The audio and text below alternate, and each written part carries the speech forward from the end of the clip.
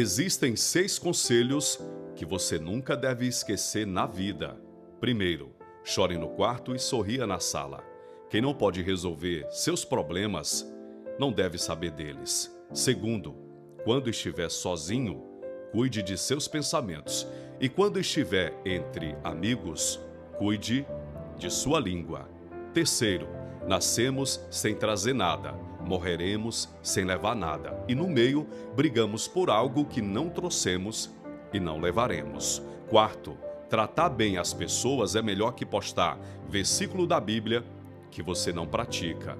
Quinto, o casal é conhecido no divórcio, os irmãos na herança, os filhos na velhice e os amigos nas dificuldades. Sexto, trabalhe para ganhar dinheiro, mas separe um tempo para cuidar daquilo que o dinheiro não pode comprar.